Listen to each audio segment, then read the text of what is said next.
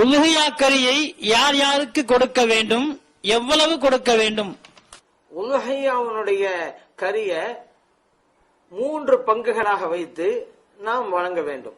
இந்த 3 பங்கு அப்படிங்கறத வெளிப்படையாக குர்ஆன் ஹதீஸ் இல்லாவிட்டாலும் குர்ஆனுடைய வசனத்தின் மூலம் தான் இமாம்கள் இந்த சட்டத்தை எடுக்கிறாங்க. அல்லாஹ் குர்ஆன்ல சொல்லி காட்டுறான், ஃபக்குலு மின்ஹா அப்படிங்கிறான். நீங்க அந்த உலுஹியா கரிய சாப்பிடுங்க. வஅத்இமுல் கானிஅ வல் முஅத்தர்ர, உங்களிடம் கேட்பவர்களுக்கும் அந்த உலுஹியா கரிய கொடுங்க, உங்களிடம் கேட்காதவங்களுக்கும் கொடுங்க அப்படிங்கிறான். அப்ப இதை உங்க 3ஆக சொல்லி காட்டான். நீங்க சாப்பிடுங்கிறான். ஆனா தனக்காக ஒரு பங்கு அப்படிங்கிறது. 3 பங்கு வைக்கிறோம்ல, நமக்காக ஒரு பங்கு, நம்முடைய உறவினர்களுக்கு ஒரு பங்கு, ஏழை எளியவர்களுக்கு ஒரு பங்கு. இந்த 3 பங்கை வைக்கிறது காரணம் இந்த வசனம் தான். நீங்க சாப்பிடுங்க என்கிறான் இறைவன். நம்ம சாப்பிடுங்கிறதுக்காக நமக்காக ஒரு பங்கு வச்சுக்கிறோம். அப்ப மக்கள்ல கேட்கக்கூடியவங்களுக்கு ஒரு பங்கு கொடுங்க, கேட்காதவங்களும் கொடுங்க. அப்ப மொத்தம் 3 பங்கா வச்சு நமக்கு, உறவினர்களுக்கு, ஏழை எளியவர்களுக்கு. உறவினர்கள் நம்மளை கேட்க மாட்டாங்க, அவங்களும் நம்ம கொடுக்கிறோம். அப்ப அதே போல ஏழை எளியவர்கள் நம்ம கேட்டு வருவாங்க, அவங்களுக்கும் நம்ம கொடுக்கிறோம். இந்த 3ஆக கொடுக்கிறோம். இந்த 3ஆக கொடுப்பதுங்கிறது ஒரு ஒழுங்குமுறை தானே தவிர கட்டாயம் இந்த 3 பங்கு தான் வச்சாகணும், அப்படிதான் கொடுத்தாகணும் அப்படிங்கறதெல்லாம் கிடையாது.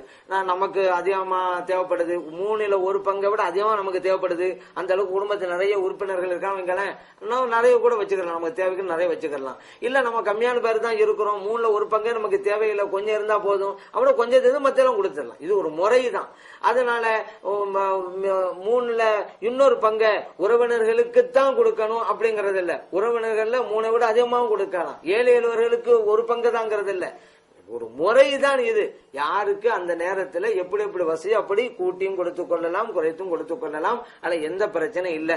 அதே நேரத்தில் இந்த உலுஹியா கொடுப்பதாக ஒருவர் நேர்ச்சை பண்ணிவிட்டால் அந்த கரியை நேர்ச்சை பண்ணியவர் சாப்பிடக்கூடாது. இப்ப உலுஹியா கொடுக்கறங்கிறது மார்க்கத்துல ஸல்லல்லாஹு அலைஹி வஸல்லம் செய்ய சொன்ன ஒரு காரியம். அதை நம்ம செஞ்சுக்கிட்டு வர்றோம், அதை நம்ம சாப்பிடலாம். ஒரு ஆளு நேர்ச்சை பண்ணாரு, எனக்கு இந்த காரியம் ஆயிட்டாக்கா நான் உலுஹியா கொடுக்கறேன், அவன் நேர்ச்சை பண்ணிட்டாரு. அந்த காரியம் நடந்துருச்சு வைங்களேன், இப்ப அவருக்கு கடமை.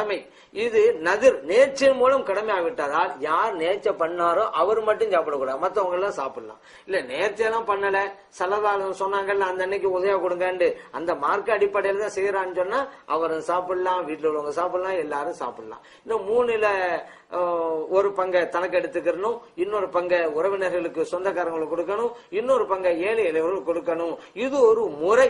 ஏன்னா நான் உலுஹியா கொடுக்கிறோம்னு சொன்னா இதனுடைய மாமிசம் எல்லோருக்கும் பகிர்ந்தளிக்கப்பட வேண்டும் என்பதற்காகத்தான் இந்த ஒரு வழிமுறையை மேற் கூறப்பட்ட வசனத்தின் அடிப்படையில இமாம்கள் நமக்கு தெளிவுபடுத்துகிறார்கள்.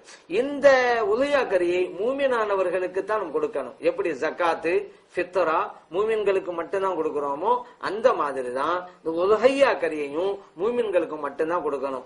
இல்லங்க மூமின்கள் அல்லாதவங்க எல்லாம் வேண்டியவங்க எல்லாம் இருக்கிறாங்களே, அவங்களுக்கு எல்லாம் ஏதாவது கொடுக்கணுமா அந்த அன்னைக்கு அப்படின்னு நினைச்சீங்களாக்கா விலைக்கு வாங்கி கறி கொடுங்க. விலையில கடையில விற்கிறதுல அதை வாங்கி கொடுக்கலாம். அல்லது இப்படி கொடுப்பதற்காக தனியாக ஒரு ஆடா இருக்கலாமே தவிர உலுஹியாங்கிற எண்ணத்துல நம்ம இருக்கிறோம்ல, அதை மூமின்கள் அல்லாதவர்களுக்கு நாம் கொடுக்க கூடாது, மூமின்களுக்கு மட்டுமே கொடுக்க வேண்டும் என்கிற சட்டத்தையும் நாம் புரிந்து கொள்ள